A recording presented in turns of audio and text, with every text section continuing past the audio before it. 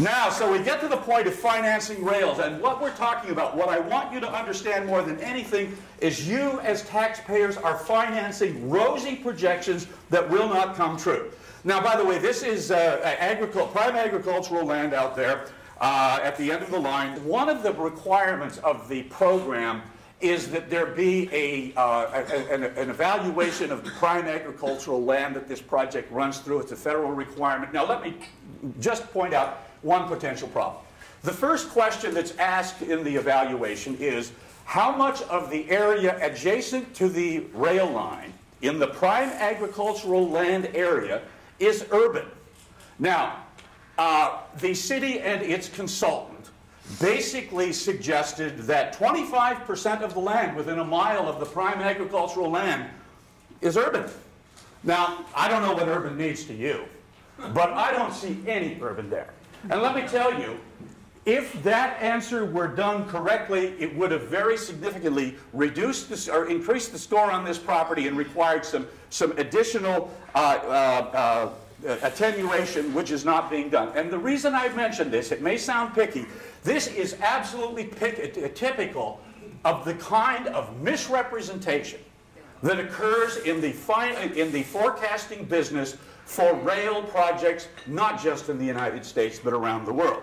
In fact, Professor Brent Flyberg at Oxford, not a minor university, and two other university professors who are from highly rated European universities found that on average, new rail systems cost 45% more than projected, sometimes 100%. And what they suggested is the reason for this is strategic misrepresentation.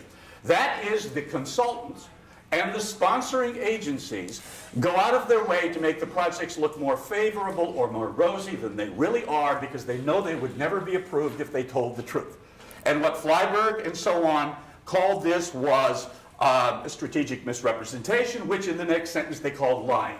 I know of no other academic work anywhere that refers to anything as lying. This is how bad this is. It is really dismal. I can tell you from my own experience. In 2000, I was asked to do an evaluation of the Las Vegas Monorail, which was then proposed. The consulting agency had said they were going to carry 55,000 people a year, and they were going to make money. They issued $600 million worth of bonds. My report said they would carry 21,000 riders a year, and that they would go bankrupt in 4 years. I have since apologized for the fact that it took 7 years for them to go bankrupt. The basic point is, this is not unusual. This is what happens all the time. And I mean, really, I can't overemphasize how misleading this planning that goes on is. I mean, the stories that you see around the world are just plain unbelievable. And if we all want to make the assumption that, hey, that's okay, we'll like it in the long run, fine. But these projects are proceeding largely on false pretenses. We have a Wall Street Journal editorial that Joe Vranich and I worked on a couple of days ago that points out the utter misrepresentation of cost factors that is driving the debate in the California high-speed rail project. I mean, it's just unbelievable, and you are at risk. There are big warning signs with respect to the rail project in Honolulu. First of all, the FTA, the Federal Transit Administration, and a state report basically say you cannot afford the debt. I won't go into detail because we're running out of time, but you can't afford the debt. Let's talk about rosy general excise tax projections. There's not going to be enough money. You're going to need a special legislative action to extend it, and that probably won't be enough. How about rosy ridership projections? When the ridership doesn't come in as projected, there will be less revenue and there'll be a deficit. For example, in Los Angeles, where I was on the Transportation Commission, we had the Green Line, which runs along Interstate 105. We were going to carry 100,000 people a day. Very similar number to Honolulu. You know what they carried? 30, okay? And I'm surprised they did that well. We have rosy operating cost projections. That means that when the real costs come in, the subsidies will have to be higher. And by the way, in this slide I indicate that these aren't my ideas. These are things that other people at the FTA and the state have come up with. Then there is the big problem of construction costs. They could be much higher. This takes us back to the research by Oxford and so on.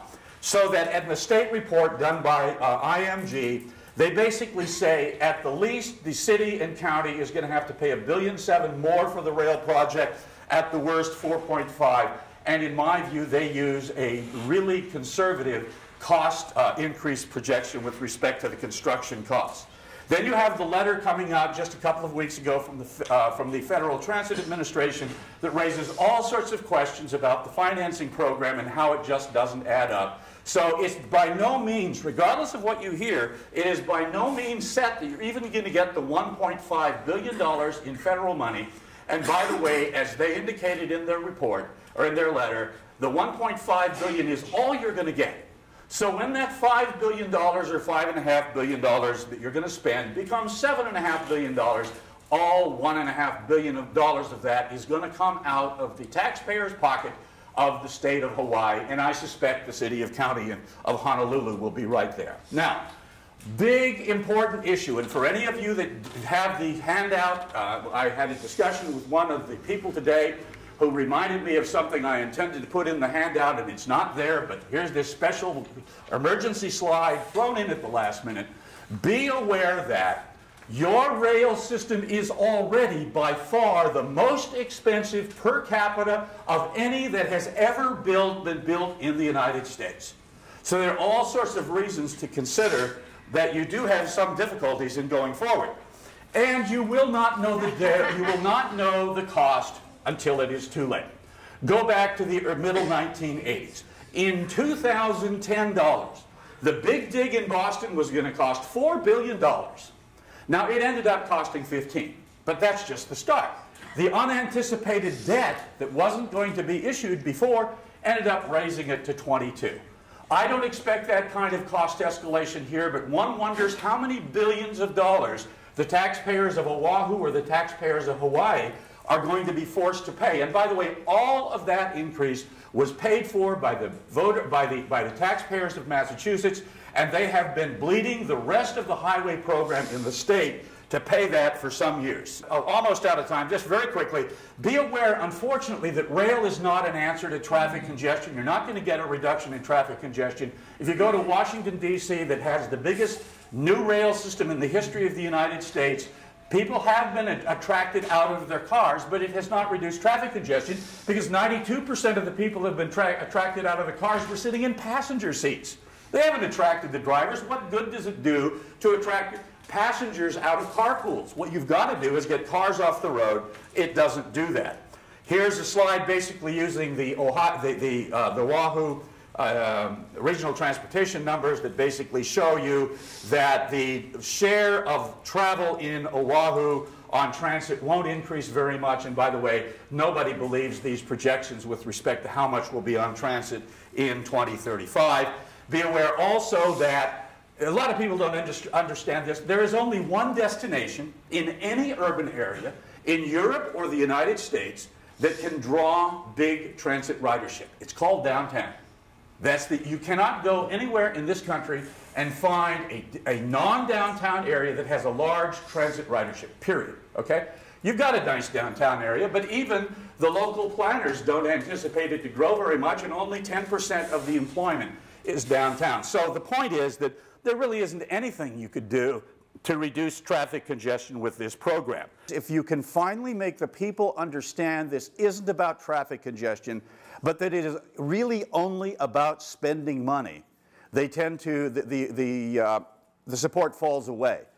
Finally, the Brookings Institution did a report recently rating U.S. metropolitan areas and said, how many jobs can the average person get to in a metropolitan area in 45 minutes on transit? The number in Oahu is 18%. In other words, in 45 minutes. Now you realize the average travel time to work on Oahu is 26 minutes.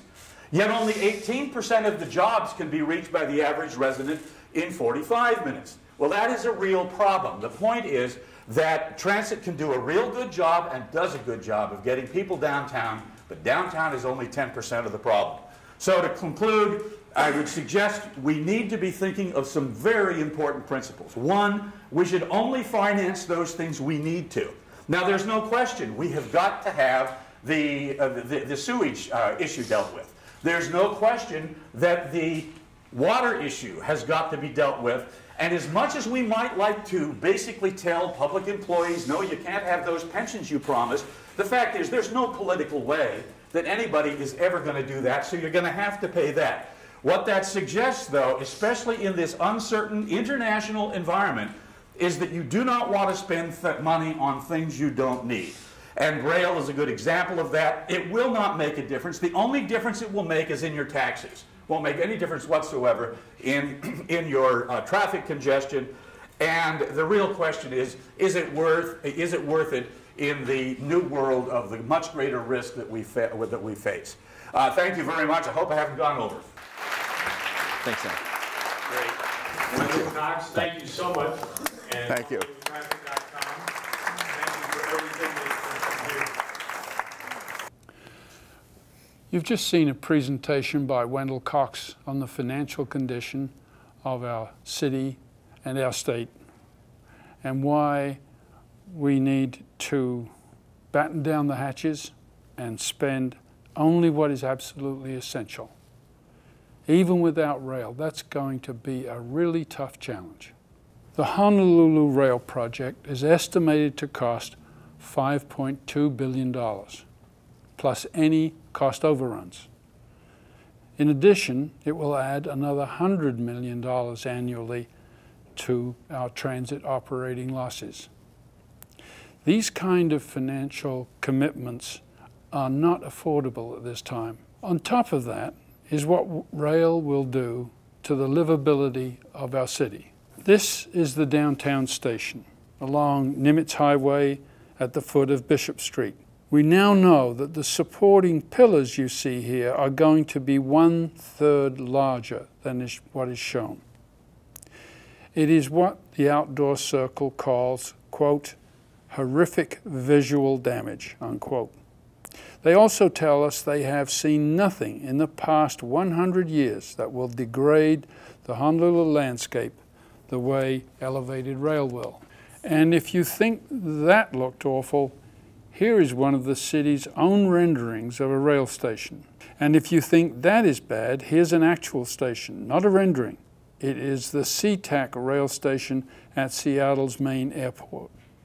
It is only 18 months old, and already the grunge that outdoor elevated rail stations acquire is quite apparent. And on top of all this, the incredible amount of money, the over $5 billion before cost overruns, the future addition to city operating losses, and the defiling of our city center, there is the issue of traffic congestion. It is going to get far worse. In fact, here are the city's own words in the final EIS. Quote, traffic congestion will be worse in the future with rail than what it is today, unquote. We are making a community-wide effort to keep elevated rail out of our city, but it is an expensive effort. So if you are opposed to this rail project, please make a contribution to help us defray the legal costs. Go to honolulutraffic.com and make a contribution today. In fact, why not do it right now?